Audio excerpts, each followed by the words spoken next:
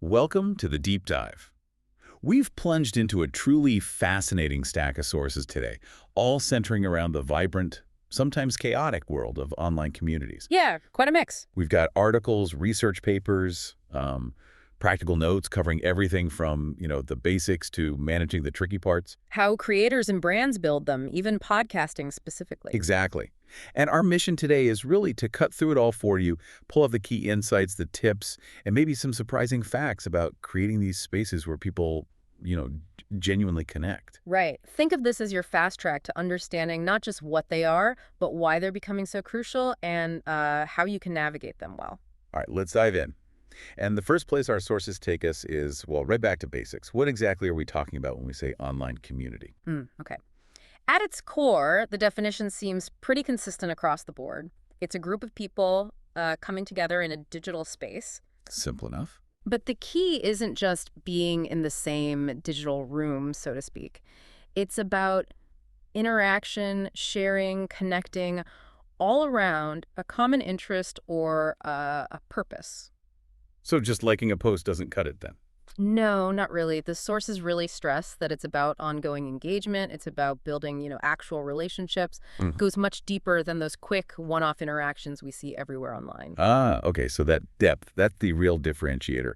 Connection over just consumption. Precisely. And a huge piece of that is the shared interest, the sense of belonging. It's fundamentally about the people, creating a space where they feel, seen, heard, valued. That feeling of belonging, you mentioned that comes up later as a key metric. Yeah, exactly, which I think is really telling. It sort of flips the script from just counting heads. And these communities, they haven't always looked like they do now. There's an evolution here, right? Definitely. The sources trace it back. It's kind of fascinating. It starts way back with things like BBS, IRC, those early message boards. The original digital water coolers. Right. Then you get more structured forums. After that, the big explosion, social media, Facebook groups, Reddit, LinkedIn. They made the idea mainstream, but often. On platforms you didn't own. That Yeah. borrowed land idea. Exactly. That comes up quite a bit. And now the trend seems to be shifting again, more towards dedicated platforms, sometimes branded, sometimes super niche communities, giving creators and businesses more control, deeper connections. So from dial-up boards to these, hyper-focused digital neighborhoods. Okay, that paints a good picture, but let's get to the payoff.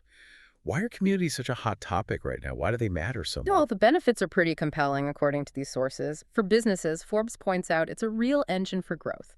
You get enhanced customer engagement, loyalty. Not just repeat buyers, but advocates. Yes, and you build brand awareness, authority, too, by being that central hub. Plus, you get direct access to, incredibly valuable feedback, unfiltered insights. Straight from the source. And critically, it can unlock scalable revenue streams, which might sound a bit odd for a community, but it's there. It adds up to a real competitive advantage. Scalable revenue. How does that actually work? Is it just about selling more stuff to them? It seems more nuanced. It's offering things within the community, premium access, exclusive content, maybe courses, things that add real value to members, not just blasting sales messages at them. It builds on the trust that's already there. Okay, value-driven monetization. Makes sense. What about for creators? Podcasters, for instance. For creators, it's potentially transformational. Sources like the podcast host, how successful creators build loyal communities, they really emphasize listener loyalty, super important in today's crowded space. Turning casual listeners into dedicated fans. Exactly. A community provides that space for shared values, emotional support around the content. It moves people from just consuming to, belonging around what you create. That feels incredibly powerful. It is. And that loyalty, naturally, it often leads to a wider audience through word of mouth. Plus, those direct monetization opportunities we talked about, exclusive Q&As, bonus content, that kind of thing. It's like building a protective moat around your A audience. strong one, yeah. And we shouldn't forget the broader impact mentioned too, communities as tools for movements, for causes. And practically, members helping each other can genuinely cut down on customer support costs. Wow. So from social change to saving on support tickets, the range is huge. Okay, with all these benefits, it makes sense they'd come in different flavors. What kinds of communities did the sources highlight? Yeah, they definitely vary. You've got branded communities, think Salesforce Trailblazer, Lego Ideas, Sephora's Beauty Insider, built by companies to connect directly with their people. Where brand is the center of gravity. Right. Then support communities, tech support forums, health groups where members are primarily helping each other out. Peer-to-peer support, basically. This ties back to that cost saving you mentioned. Exactly. You also have learning communities focused on skills, education, often more structured. And then a massive category, social and interest-based communities, just driven by shared passions, hobbies, gaming, you name it. Gaming communities always feel like their own universe. They really are. The sources specifically mention how dynamic and interactive they are. It's not just talk, it's playing together, forming teams, even creating these unique little economies or services within the community, like carry services. Free services. Yeah, where skilled players help others beat difficult parts of a game. It's a fascinating example of community-driven value. That really shows the depth you can get. And for our listeners focused on podcasting, any specific types there? Yep, two main kinds mentioned. Communities for podcast audiences, connecting listeners and the host, and then communities for podcasters themselves, networking, sharing tips, that mutual support aspect. Okay, so we get what they are, why they matter, the different shapes they take. Now, the million-dollar question. How do you actually build one that thrives? It's clearly not just, launching a platform and hoping for the best. No, the sources are really clear on this. It takes intentional cultivation. It's gardening, not just building a fence. Okay, hit me with the practical steps. Where does someone start? The absolute foundation, mentioned again and again, is defining a crystal clear purpose and that shared interest. Why does this community exist? What problem does it solve? Or what value does it create for members? Without that why, it's just a drift. Clarity first, then the where. Platform choice seems huge. It really is. You need the right infrastructure. It could be your own website, maybe a social media group, but with big warnings. The borrowed land issue again. Exactly. The podcast host source is very direct about this. Relying solely on social media means you don't control the algorithm, the rules can change, the platform could even vanish. You're basically renting space. Better to own if you can. Ideally, yes. Dedicated platforms like Discord, Circle, or your own site give you much more control, more stability. Okay, crucial point. So you've got the purpose, you've chosen the space.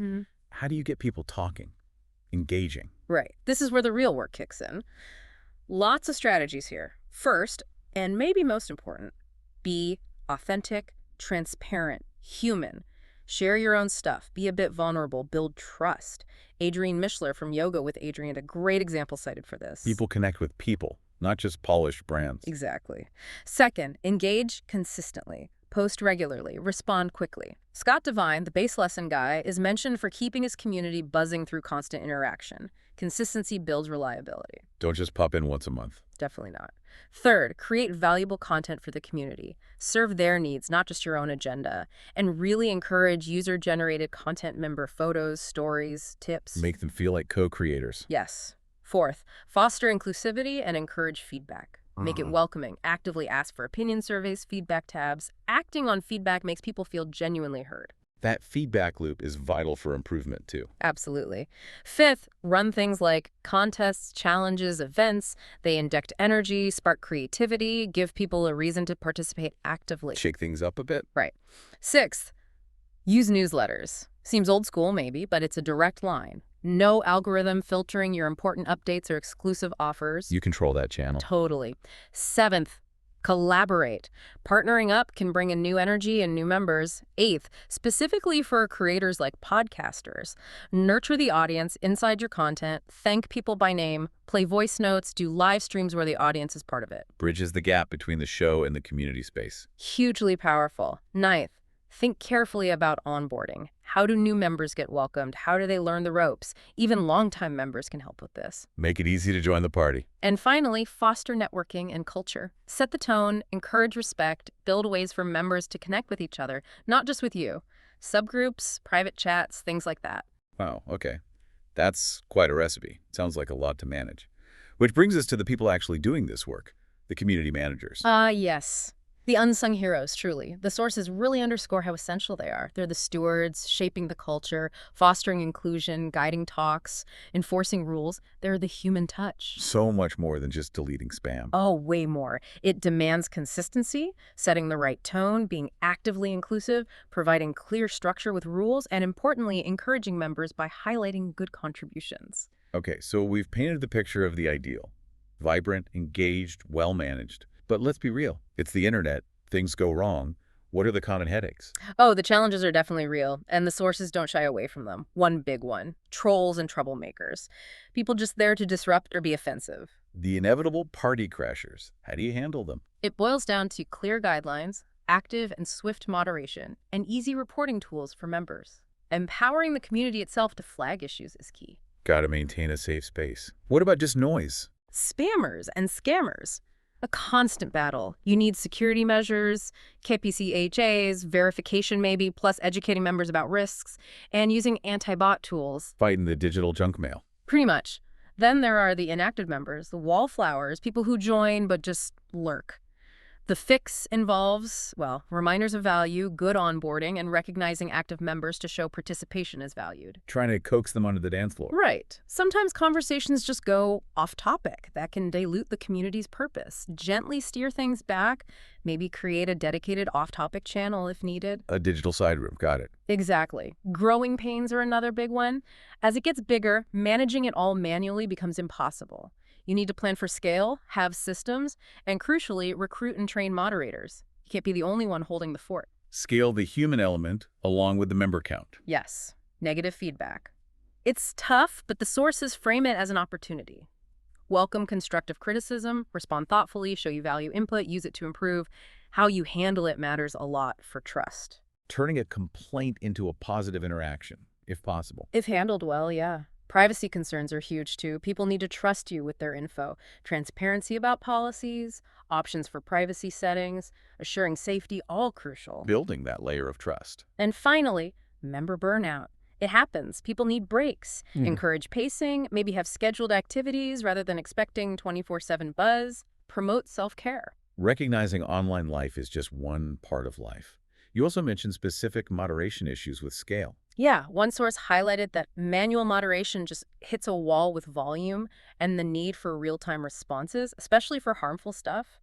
Simple filters miss context, and delays let toxicity spread. Which is where technology has to step in. Absolutely. And thinking about starting out, just getting that initial engagement is tough. How do you get someone from passive listener to active participant? It's a bigger ask. It is. The suggestion is incentives, exclusive content, Q&As, giveaways, actively invite participation, give a clear reason why they should join in. And then once they're in, the challenge is sustaining engagement. Keeping the momentum going long term. Exactly. Mix up content, run regular events, use interactive stuff, keep asking for feedback so it stays relevant and fresh. It needs to feel alive, constantly evolving, and that's a sensitive issue for podcasters. Parasocial relationships. Right. Podcasting's intimacy hosts, sharing personal stories, talking directly to you, can create this feeling of a close relationship that's actually one-sided. Mostly harmless, but the sources warn it can become problematic if boundaries are blurred or expectations become unhealthy. That's a serious point specific to the medium. It is. Hosts need awareness, need to protect their own boundaries online, and take precautions, especially with any in-person events. Okay, so given all these challenges, especially scale and moderation, how does AI fit into this picture? AI is becoming pretty indispensable for moderation at scale. Manual just can't keep up. AI can automate things like spam detection, filtering nasty content, analyzing sentiment to flag negativity, catching profanity. This is the heavy lifting, essentially. Exactly. But, and this is a big but, in all the sources, the consensus is you need both AI efficiency and human expertise. AI handles volume. Humans provide context, nuance, empathy, judgment. It's a partnership for a space that's both safe and engaging. AI assists. Humans guide. Yes. Gotta. Okay, we've covered the what, why, how, and the potential pitfalls. How do we know if any of this is actually working? What does success look like beyond just big numbers? Yeah, the sources really push back against those simple vanity metrics. Active user counts are okay to track, but success isn't just the biggest number. It's not just how many people walk through the door. Right. The real measure is community engagement. Are people contributing? Or just lurking? You look at sentiment, qualitative feedback, observe behaviors. How do people actually feel in this space? That's key. Understanding the vibe, the health of it all. Exactly. Successful communities, the argument goes, prioritize depth and sustainability over just speed or size. And the ultimate sign of success, the one thing that really matters, when it feels like a place where members truly belong. That really humanizes the whole thing. So, looking ahead, What are the big trends? Where is this all going? Several key things popped up. First, a definite shift towards niche and purpose-driven communities. People seem to want smaller, more focused groups away from the noise of giant platforms. Quality over sheer quantity. Definitely. Second, that move towards dedicated community platforms we discussed, that's accelerating. Creators, businesses want more control, more privacy. Taking back control from the social media giants. Exactly. Third, hybrid models are growing, blending the online with real-world meetups, events. Think conferences where online connections get solidified face-to-face, Bridging the digital and physical. and vice versa. Fourth, more interactive and live content, live streams, virtual events. That real-time connection and participation is powerful. Adding that spontaneous energy. Yes. Fifth, AI assisting moderation and personalization will grow, but always needing that human balance. And finally, a cool trend, co-creation, really involving members in shaping the community itself, rules, content, features, Giving them real ownership. makes it theirs, not just yours. So pulling this all together, the what, why, how, the challenges, the tools, the future, what's a big takeaway for businesses, for creators? The overarching theme seems to be that relationships aren't just nice anymore. They're becoming fundamental to growth, a cornerstone. A core strategic asset. Absolutely. Community building isn't just marketing, it's becoming a strategic imperative. It's about creating these ecosystems where brands, creators, and their people can grow together through connection and shared value. So the future isn't just selling to an audience, it's building with a community. That really feels like the powerful shift emerging from all this material. Wow. Okay, we have definitely covered a lot of ground in this deep dive. From, the basic idea of connection and belonging through the practicalities of building and managing these often messy spaces. Tackling the challenges, using the tools. Right, grappling with the challenges, leveraging tools like AI, and looking at where it's all headed. And the big takeaway seems to be that building a thriving community, it's real work. Takes intention, consistency, navigating complexity, but always keeping the focus on the human connection. It's managing the inevitable chaos of online interaction while celebrating the connection that makes it worthwhile. That balance seems crucial. And whether you're a creator wanting deeper bonds, a business seeking real loyalty, or just someone looking for your people online, remember, it's not just about getting visits. It's about creating a place where people feel they truly belong. That feeling really is the ultimate measure. So here's a thought to mull over. If the best communities aren't just the biggest, but the ones where people feel most valued and connected, what's the one single action you could take, maybe even today, to deepen just one relationship within a community you care about? Simple action, potentially big impact. Thanks for joining us for this deep dive into the world of online communities.